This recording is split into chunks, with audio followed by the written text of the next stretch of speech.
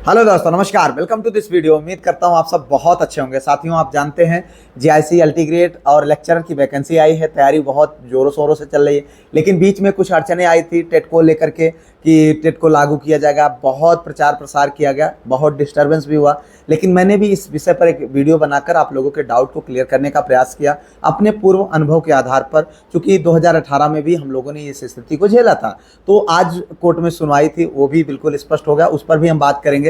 साथ ही साथ हम बात करेंगे बहुत सारे साथियों की इस बात को लेकर जो मैसेज रहते हैं कि सर, चूंकि प्रीलिम्स एग्जाम्स में अक्सर खास करके टीजीटी के एग्जाम को देख लें, पीजीटी के एग्जाम को देख लें, और भी कई एग्जाम्स हैं जहां पर जो है प्री का जो कट ऑफ होता है वो जनरल से ईडब्ल्यूएस का, ओबीसी का ज़्यादा चला जाता है। तो बहुत सारे साथियों का ये मानना है कि क्या हम अपना जो फॉर्म है वो जनरल कैटेगरी में फिलअप करें या फिर ईडब्ल्यूएस या फिर ओबीसी में डालें। तो इस पर हम थोड़ा चर्चा करेंगे। उससे पहले हम कोर्ट अपडेट पर बात करेंगे। जी हाँ साथियों, चूंकि आप जानते हैं कि इसका जो नतीजा होना था वो लगभग पहले से ही तय था, लेकिन फिर भी जिस विश्वास के साथ इस कोर्ट के शरण में गए थे लोगों ने, लेकिन वहाँ पर कुछ जो एनसीटी के माध्यम से जो एक खबर निकल करके आई, जो जानकारी दी गई, वह बताया गया कि जो जीआईसी के टीचर होते हैं वो, यानी एलटी ग्रेड जो टीचर होते हैं, वो 9th और 10th के लिए होते हैं, ना कि 6 to 8 के लिए। तो यहाँ पर टेट का मुद्दा ही खत्म हो गया।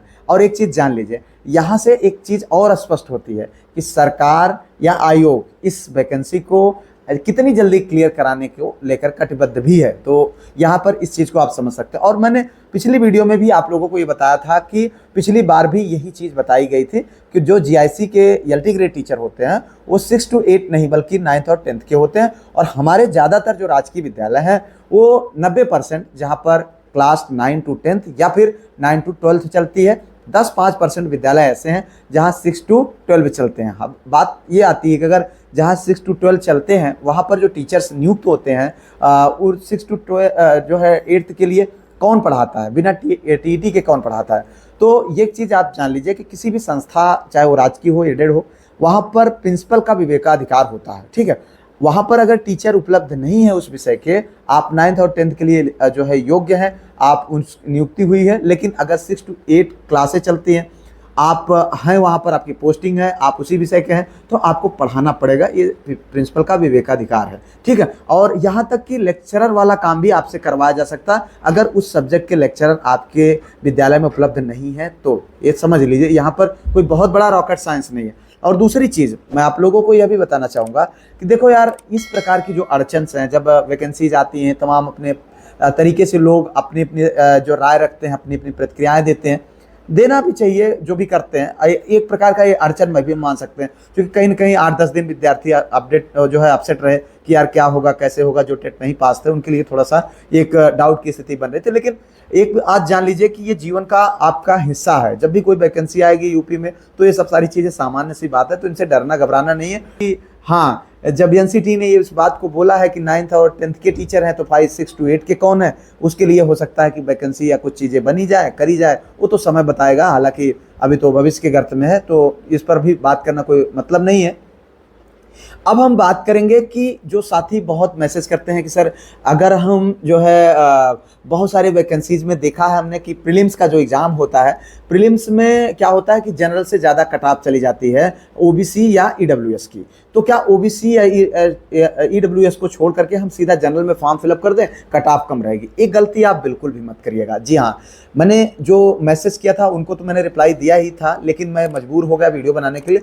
मैं आप लोगों को ये बताना चाहता हूँ मित्र कि जब आप ईडब्ल्यूएस में फॉर्म फिलअप करते हैं, बाय द वे मान लीजिए 10% ही सीट होती है उसके लिए रिजर्व। तो मान लीजिए 100 सीटें हैं, 10 सीट है आपके पास, और 10 सीट में आपको क्वालिफाई करना है। लेकिन ये ऐसा मौका है, यहाँ पर 15 गुना कैंडिडेट को बुलाया जाना है। तो 10 सीट पर 15 गुना, यानी 150 लोगों को बुलाया जाएगा। और 150 लोगों में हो सकता है कि मेरिट जरूर ज़्यादा जाए, लेकिन आप समझ लीजिए कि अगर आप इन 15 गुना में नहीं शामिल हो पाए, तो ये आप मान लीजिए कि फिर आप उस तरीके से तैयारी नहीं किए हैं कि आपका सिलेक्शन हो सके। और दूसरी चीज़, यहाँ का फ़ायदा क्या होगा जानते हैं? आप ईडब्ल्यूएस में क्वालिफाई करेंगे तो क्या होगा कि आपकी अगर मेरिट अधिक हो गई तो आप जनरल में चले जाएंगे, अगर कम रह गई, जनरल से कम रह गई, तो आप जो है EWS में आपका सिलेक्शन हो जाएगा। यहाँ पर आपके पास 2 कैटेगरी में चयनित होने का अवसर होता है, या इसी तरीके से OBC के लिए भी होता है। आप TGT में देखते होंगे अक्सर, TGT का जो इंटरव्यू वाला जो है कॉल होती थी TGT PGT की, तो उसमें क्या होता था कि पहले जो है जनरल की कम मेरिट पे बुला लिया जाता था, इंटरव्यू दे लेते थे, लेकिन फाइनल सिलेक्शन नहीं हो पाता था उनका।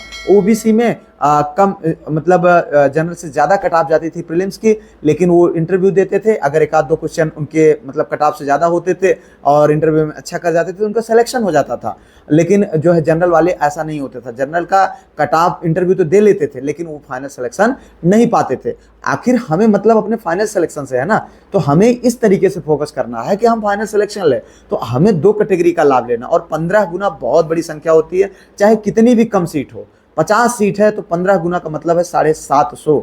तो आप समझ लीजिए कि 750 लोगों में अगर आप सेलेक्ट नहीं हो पाए हैं, तो आप भूल जाइए कि आप अभी उस पद के लिए योग्य भी हैं। चूंकि ये हो सकता है बुरा लगे आपको, लेकिन तब आपको अपने ऊपर काम करने की ज़रूरत है। इस बात को आप समझिए। कहाँ से फिर आपका चयन होगा, क्योंकि सीट ही कम है।